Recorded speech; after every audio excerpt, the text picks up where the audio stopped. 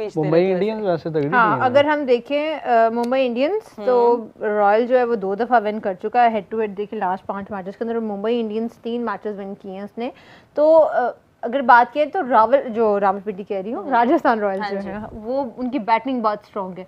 और वहीं अगर हम मुंबई इंडियंस देखें तो उनके पास बुमराह है, तो इस लिहाज से उनकी बॉलिंग जो है वो काफ़ी तगड़ी है। फिर सूर्यवंशी जो है वो भी राजस्थान का पार्ट है, यंगस्टर है, और अभी लास्ट मैच में भी उन्होंने 5 चौके और 1 छक्का मारा और कमाल की उन्होंने एक कैमियो दिया 30+ रन का। तो सब आज बात कर रहे थे कि वैभव वर्सेस होगा बुमराह, तो मैं खुद वो देखना चाहूंगी। लेकिन बारिश ने जो है वो अपना कमाल दिखा दिया उधर भी। लेट्स होप एंड वेट कि वहां का जो क्या लग रहा था अली भैया कि ये मैच हो जाता आज का, दोनों से सवाल है आरआर वर्सेस एमआई, तो किसका पलड़ा थोड़ा भारी नजर आ भारी मुंबई इंडियंस। हाँ मुंबई इंडियंस, मुंबई इंडियंस हाँ मुंबई इंडियंस। रोहित के पास रोहित है उसमें, बुमराह भी है उसमें, उसके अलावा इनके पास फॉर्मर भी सूर्या कुमार यादव है, हार्दिक पांड्या है। और देखिए ना ये सारा वो स्क्वाड है जो इनका इंडियन जो इंडिया खेलता है, क्या कहते हैं, नेशनल टीम में। बिल्कुल रोहित भी, बल्कि T20 में तो रोहित भी किसी से कम नहीं है, नो डाउट। बिल्कुल इनके पास ट्रेंट बोल्ट है बॉलर के अंदर, मिचेल सेटनर है इनके पास, रजत ठाकुर है, कॉर्बिन बॉश है, फिर इनके पास रियान रिकल्टन है, विल जैक्स हैं जो बेस्ट मैं कहूँगी ऑलराउंडर वो रहे ओवरऑल बहुत, रदरफोर्ड है, और फिर उनके पास नमनदीर ने लास्ट मैच में अच्छा परफॉर्म किया। और ओवरऑल मतलब स्ट्रॉन्ग साइड है मुंबई इंडियंस स्ट्रॉन्ग साइड है, और मेरे ख्याल में ये आगे भी जाएगी। कितने मैचेस खेले हैं मुंबई ने और कितने? मेरे ख्याल से आज मुंबई का तीसरा मैच है, ये तो मुझे कंफर्म नहीं है, लेकिन मुझे लगता है कि ये आगे। मुंबई ने एक मैच हारा है, एक मैच मुंबई हारा था जहां तक मुझे याद आ रहा है, जरा हुमा आप चेक करें। और ये मुंबई का मेरे ख्याल से तीसरा मैच, मुंबई टॉप 4 तो मुंबई का ये तीसरा ही, मुंबई 2 खेल चुका है, 1 हारा है और 1 जीता है, 2 पॉइंट्स है मुंबई के 2 पॉइंट्स, ओ 2 दो मैच खेले हैं, 2-1। पंजाब जो है वो 3 मैच जीतकर 3 मैच खेलकर 2 जीता और 1 उनका वो बारिश की जो वजह से कॉल्ड ऑफ हो गया, तो उनको 1 पॉइंट मिला। तो 5 पॉइंट के साथ इस time Punjab top of the table है। फिर आरसीबी आता है, 2 मैच खेले हैं, दोनों ही जीते हैं। फिर आरआर राजस्थान रॉयल्स जिनकी आज मैच है, बिल्कुल उन्होंने भी 2 मैच खेले और 2 ही जीते हैं, और वो भी उनका मतलब जो ओवरऑल मैं कहूँगी कि टॉप ऑफ द टेबल ही है। और फिर डीसी दिल्ली कैपिटल्स, वो भी इस टाइम 2 मैच खेले हैं, 2 मैच जीते हैं, ये टॉप 4 हैं टेबल के। और फिर मुंबई इंडियंस जो है नंबर 6 पे है इस टाइम। तो हम ये नहीं कह सकते कि भाई एक मैच हार गए तो वो आज का मैच भी हार जाएगी, लेकिन ओवरऑल सॉलिड है on paper, on squad wise देखें या प्लेइंग 11 वाइज देखें तो मुंबई जो है वो क्वाइट स्ट्रॉन्गर टीम है।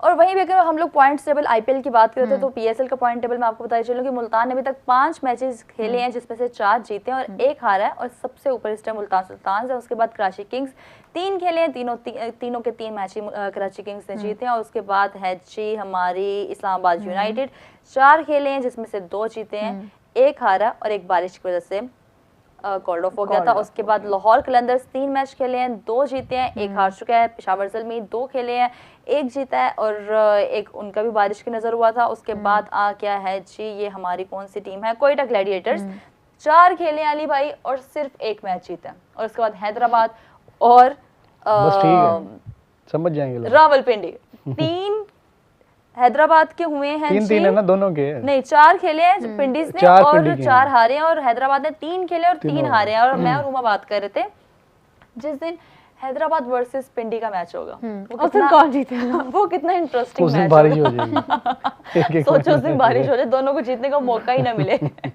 अच्छा कमेंट में कह रहे हैं टॉस हुआ ही नहीं तो प्लेइंग 11, हमने प्लेइंग 11 नहीं बताई, हमने जस्ट ऑन पेपर स्क्वाड बताया कि ये प्रोमिनेंट नाम है इनके जो बहुत ज्यादा स्ट्रांग है, तो ये प्लेइंग 11 नहीं थी।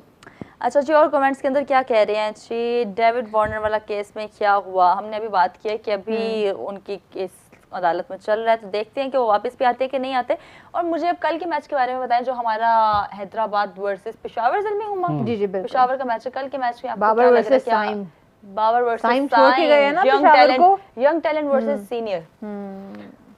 इसमें भी ये कह सकते हैं हम, जैसे मुल्तान के पास एक एडवांटेज था, पुरानी फ्रेंचाइज है और उनका मतलब एक एक्सपीरियंस है बजाय हैदराबाद के या पिंडीज के, तो मेरे ख्याल पेशावर ज़ल्मी के पास भी ये है। दूसरी तरफ कैप्टन पेशावर ज़ल्मी के बाबर आजम है, सो मेरे ख्याल ये तो एक उनके पास बहुत बड़ा एज है। बाबर नेशनल टीम की भी कैप्टनसी कर चुके हैं और वैसे भी वो एक ब्रांड है, तो मुझे ऐसा लगता है कि पेशावर ज़ल्मी जो होगा वो कल फेवरेट भी होगा। और हैदराबाद का अगर आप देखें तो अभी तक तो उनकी मतलब जो टीम है उसकी ही नहीं समझ आ रही कि वो कैसे उन्होंने तैयार की या क्या उसके पीछे। खैर जो अब तो भी मैक्सवेल की बात भी कर रहे थे कि वो कराची लेग में वापस आ जाएंगे, तो अभी तक सुनने वो में तो अपडेट आया भी नहीं था, आई उनकी कि सुनने वो में तो आया ज्वाइन था कि कब वो कर रहे ज्वाइन हैं करेंगे। टीम को, किस मैच में अवेलेबल होंगे। हाँ, लेकिन ये है कि ओवरऑल पेशावर ज़ल्मी ही प्लस रहेगा, मुझे ऐसा लगता है।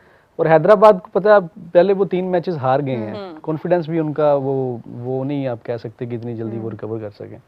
ज़ल्मी खेलेगा और बाबर की कैप्टनसी में डेफिनेटली ओवरऑल अगर हम बात करें, वही बात है जो हैदराबाद किंग्स मैन है ना, मुझे समझ नहीं आ रहा, शायद वो वही बात है कि डिफरेंट प्लेयर्स डिफरेंट इन्वायरमेंट से आए हैं, तो शायद वो आपस में जेल नहीं हो पाए, या कैप्टन जो थे वो उसकी तरफ से कोई ऐसे फ्लॉज हैं, वो वहाँ या पे भी वो कैप्टनसी का ही combination- मसला है। हाँ, कॉम्बिनेशन नहीं अच्छा बन पा रहा, या फिर प्लेयर्स की फॉर्म नहीं लगी हुई, जिस तरह साइम अयूब है कांस्टेंट फेलियर वो फेस कर रहे हैं, चाहे नेशनल टीम हो चाहे पीएसएल हो, अभी तक उनको एक प्रोमिनेंट परफॉर्मेंस हमें उनकी तरफ से देखने को नहीं मिली।